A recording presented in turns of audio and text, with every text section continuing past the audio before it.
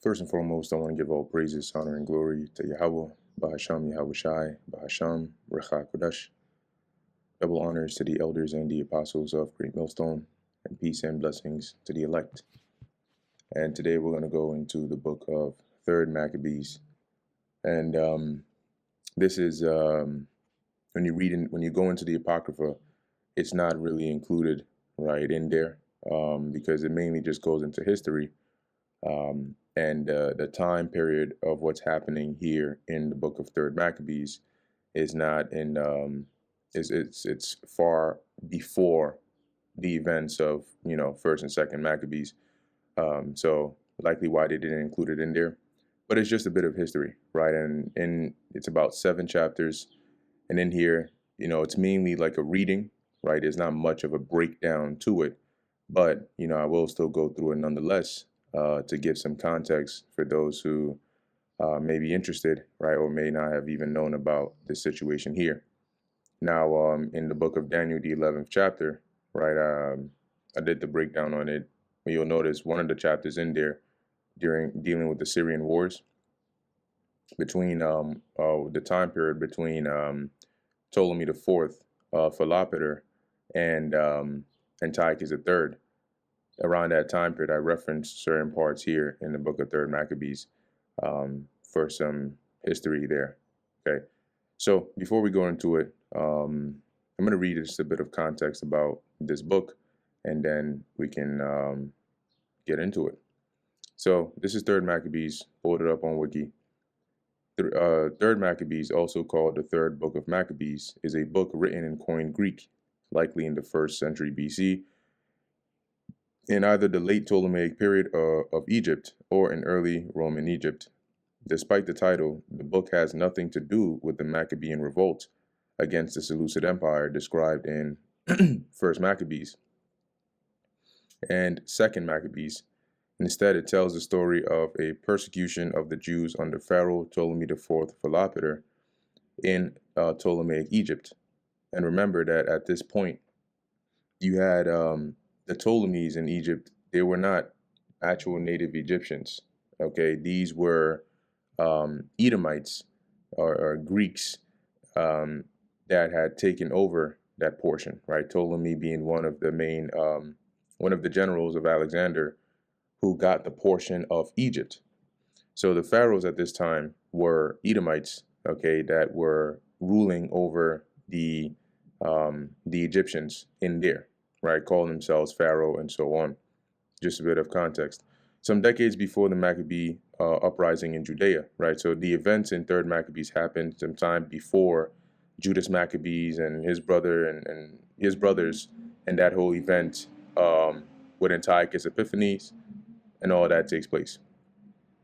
The story purports to explain the origin of a Purim-like festival celebrated in Egypt, right? Not Purim, but similar in terms of like the deliverance and, how the Lord set it all up. Third Maccabees is somewhat similar to the book of Esther, another book which describes how a king is advised to annihilate the diaspora Jews in his territory, yet is thwarted by God. In Third Maccabees, King Ptolemy IV, Philopator, attempts to enter the Second Temple in Jerusalem, but is rebuffed by divine power. So the Second Temple here does not mean there were 2 temples, right, at the same time in Jerusalem.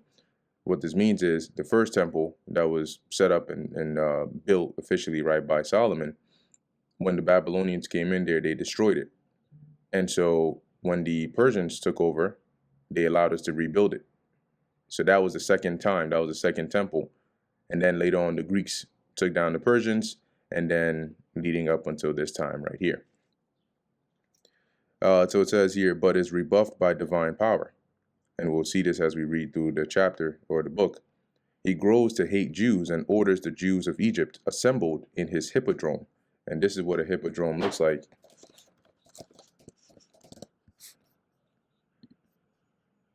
Image here. Yeah, just like a giant stadium, right? You would see they would do things like what do they call those things? Chariot racing and all of those different events and so on in that space, right? So that's what it looks like over there. just a bit of a visual, to be executed by elephants. However, God protects the Jews, and Ptolemy's elephants trample on his own men instead. Ptolemy experiences a change of heart and lets the Jews go free. The Jews establish a festival in celebration. So let's go and jump into this book. Now, you see it says Battle of Raphia, right? And this is because this was shortly after the Battle of Raphia, which was a part of the Syrian wars. So I'll read just even this beginning part in here. It says the Battle of Raphia was fought on 22nd June 217 BC near modern Rafah between the forces of Ptolemy IV Philopator, right, the one we're dealing with here, and king and pharaoh of Ptolemaic Egypt, and Antiochus III the Great. Now, I believe this was the father of Antiochus Epiphanes, or I think his actual name was Mithridates. Let's see what his children are. Yeah, Antiochus IV. So that was his father. But anyway, it says of the Seleucid Empire during the Syrian wars. It was one of the largest battles of the Hellenistic kingdoms and of the ancient world, and determined the sovereignty of Coal Syria. Coal Syria is the region where Israel is at. This goes back to the Hebrew Kal Syria, which means all Syria. So you can see it's this region right here, leading down into our territory as well, right? Because when they were fighting, it wasn't just over a small portion over here. And I believe in here, Ptolemy ended up winning this. But the thing about Ptolemy, which you'll find out, is he wasn't, like I highlighted here, he wasn't, let's just say he was given to pleasures, right? I'll put it like that.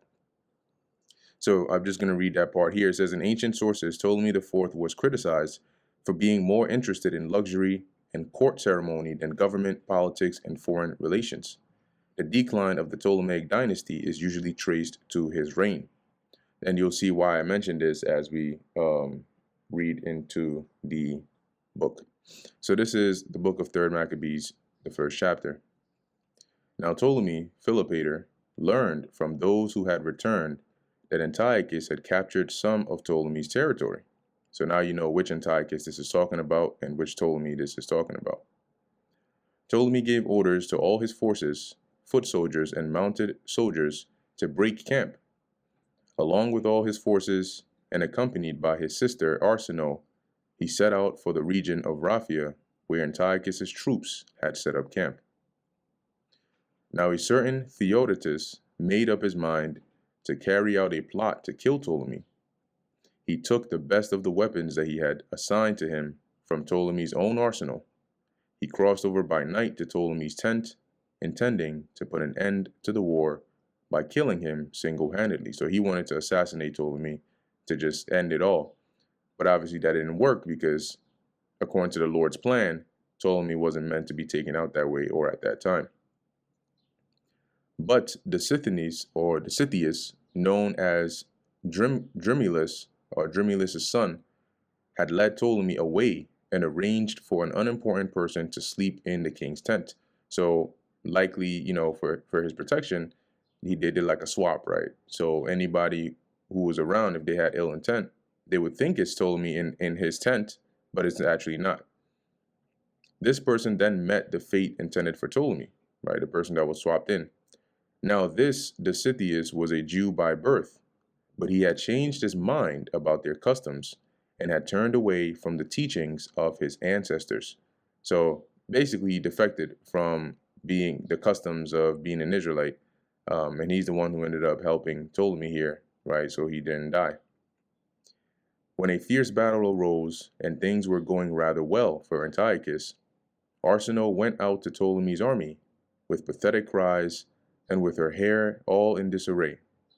She urged them to rescue themselves and their children and wives, and bravely promised to give to each man 2 manes of gold if they won the battle. So she basically went and gave them, an emotional pep talk slash, speech to basically get on their shit and go out there and win, and then promised them some money.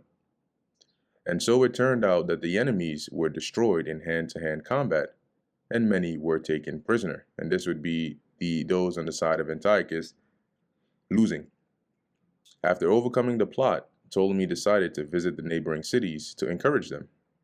By doing this and by distributing gifts for their sacred shrines, he reassured his subjects. So now, having control over the region, he went around to basically, as some would call it, in good faith, to try and keep the support of the people, so that they would, continue to support Ptolemy or Ptolemaic Egypt. The Jews had sent elders and members of the council to greet him, to bring gifts of friendship, and to congratulate him on recent events. As a result, he was even more eager to come to them as soon as possible. So he traveled to Jerusalem, sacrificed to the supreme God, made thank offerings, and did what was appropriate for the temple. As he entered the temple, he was struck with amazement at its brilliance and beauty. And as he admired the orderly arrangement of the temple, he conceived a notion to enter into the holy place. So he comes into the temple, right? Now remember, the temple, this holy place is referring to the holiest, the holy of holies. So if we look up here, the temple of Israel,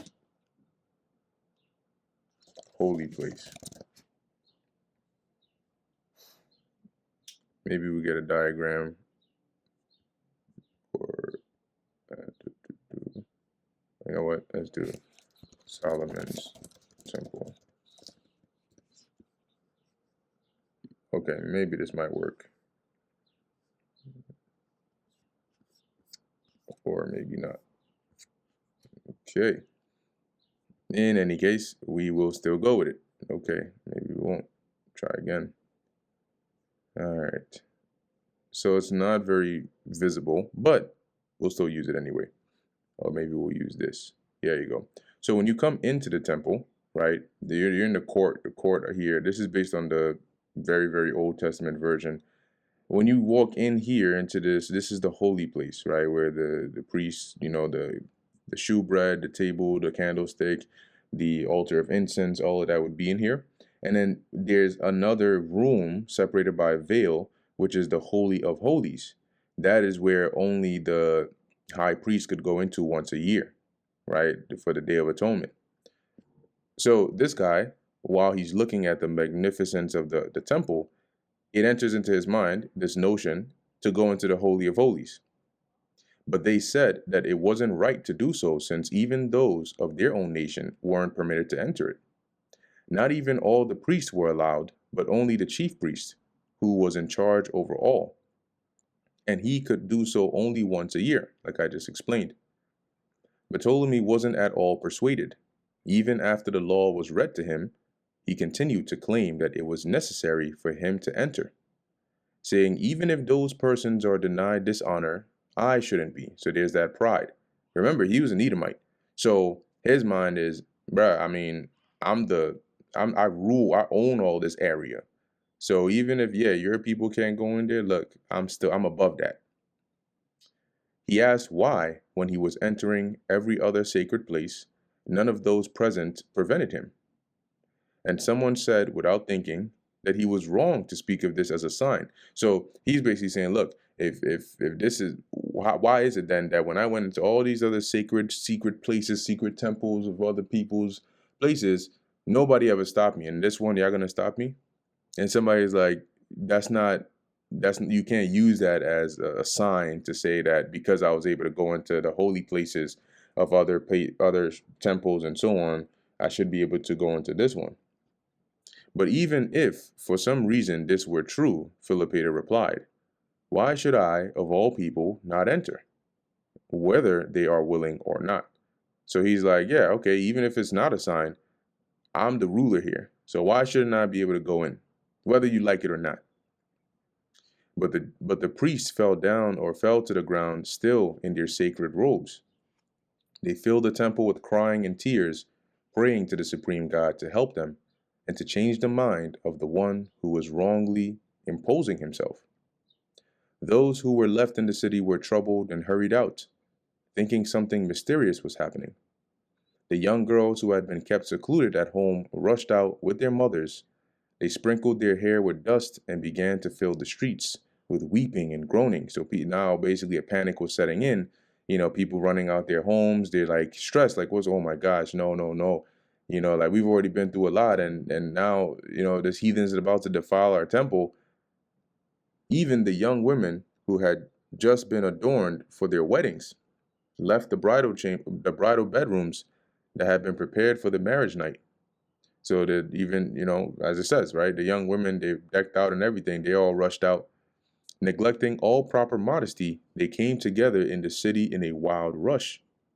Mothers and nurses left newborn children here and there, some in houses, some in the streets, and crowded together in the Most High Temple without looking back. It doesn't mean they just threw their babies out into the streets. No, it's like, okay, if you are, in an area, maybe you have some of the grandmothers and so on, maybe they can't really like move too well. You give them, okay, you watch my child for me, and then they run to the temple. The people who assembled offered all kinds of prayers on account of the evil plot of the king. Some of the bolder citizens weren't going to put up with this intended plan, or with his intended plan, or fulfill what he had in mind. So you had some that were ready to they said, look, if we gotta fight, we're gonna fight. But he's not about to do that. They rallied each other to attack with weapons and to die courageously for the sake of the law of their ancestors, creating a great uproar in the holy place.